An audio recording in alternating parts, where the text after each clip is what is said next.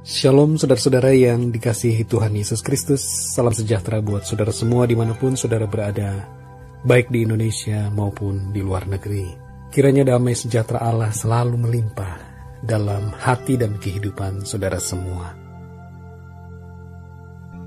Saudara yang dikasihi Tuhan, pada kesempatan ini kita akan merenungkan, bolehkah mendoakan orang mati? Alkitab tidak pernah mengajarkan untuk mendoakan orang mati. Dalam perjanjian lama, begitu juga dalam perjanjian baru, tidak ada satupun perintah untuk mendoakan orang yang sudah mati. Mengapa, saudara? Karena orang yang sudah mati telah ditentukan akan pergi kemana. Di dalam Wahyu 20 ayat 12 sampai 15, di situ tertulis, "Dan aku melihat orang-orang mati, besar dan kecil, berdiri di depan tahta itu. Lalu dibuka semua kitab, dan dibuka juga sebuah kitab yang lain, yaitu kitab kehidupan. Dan orang-orang mati dihakimi menurut perbuatan mereka, berdasarkan apa yang ada tertulis di dalam kitab-kitab itu." Saudara yang dikasihi Tuhan, di sini tertulis dengan jelas bahwa orang-orang mati dihakimi menurut perbuatan mereka. Perbuatan di mana, saudara? Tentu perbuatan-perbuatan selama mereka hidup di dunia. Dalam ayat yang lain, ada sebuah kisah yang diberikan oleh Tuhan Yesus Kristus tentang orang kaya dan Lazarus yang miskin. Orang kaya ini selama hidupnya tidak mau peduli dan tidak punya kasih kepada sesamanya. Dan ketika dia mati, dia masuk ke dalam alam maut yang penuh dengan siksaan. Lazarus juga mati, tapi dia ada di dalam tempat yang penuh dengan kedamaian. Orang yang kaya itu tidak dapat berpindah tempat. Dia meminta untuk diberikan air setetes dari tangan Lazarus. Tetapi hal itu tidak dapat dilakukan karena ada jurang pemisah antara alam maut tempat orang kaya itu dengan tempat di mana Lazarus berada.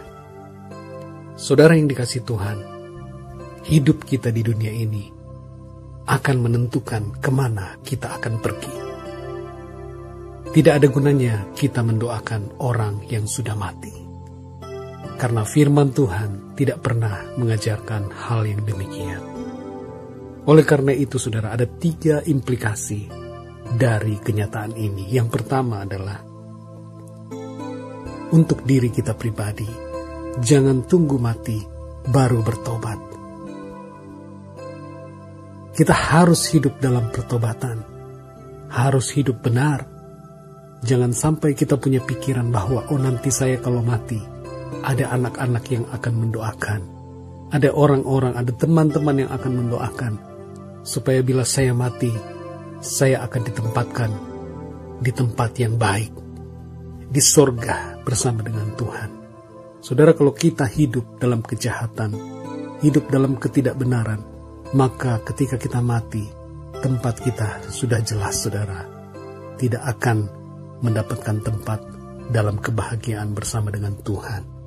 Meskipun kita mengaku Kristen, mengaku percaya kepada Tuhan Yesus, tapi kalau kita hidup terus-menerus di dalam dosa, maka kita bukanlah milik Kristus, melainkan milik dunia. Yang kedua, saudara, selaras dengan yang pertama adalah jangan berharap ada orang yang akan mendoakan kita saat kita mati. Doa yang dinaikkan oleh orang lain untuk orang yang sudah mati, itu tidak ada gunanya sama sekali. Tuhan Yesus ketika di atas salib, dia mengatakan kepada seorang penjahat di sebelah kanannya, "Hari ini juga engkau akan ada bersama-sama dengan aku di dalam Firdaus. Mengapa penjahat itu diberikan anugerah oleh Tuhan Yesus untuk berada di dalam Firdaus? Karena penjahat itu bertobat, saudara. Jadi selama kita hidup, selama masih bernafas, selama masih ada kesempatan, disitulah saatnya kita harus bertobat dan hidup benar di dalam Tuhan. Yang ketiga, saudara, jangan tunggu orang lain mati baru kita akan mendoakannya. Seringkali dalam hidup kita ada orang-orang di sekitar kita, apakah itu keluarga kita, orang tua kita, anak kita, yang hidup dalam kejahatan, hidup yang bertentangan dengan kehendak Allah. Lalu kita tidak mau menegur mereka. Kita berpikir nanti saya akan mendoakan saat mereka mati. Saudara yang dikasihi Tuhan, hal itu tidak berguna sama sekali. Apa yang kita pikirkan dan rencanakan itu adalah salah. Yang harus kita lakukan adalah menegur mereka, memberitahukan kepada mereka jalan kehidupan, apa yang benar, apa yang seharusnya mereka lakukan, apa yang dikenan oleh Tuhan, yang harus mereka kerjakan. Tegurlah di saat mereka hidup, sebab itulah kesempatan di mana kita dapat membawa mereka kepada kehidupan. Jangan tunggu mereka mati, lalu kita mau mendoakan mereka. Doakan mereka saat mereka masih hidup. Dan tegurlah mereka, supaya mereka berbalik daripada hidup mereka yang jahat. Tuhan memberikan kepada kita tugas untuk membawa jiwa-jiwa kepada Tuhan.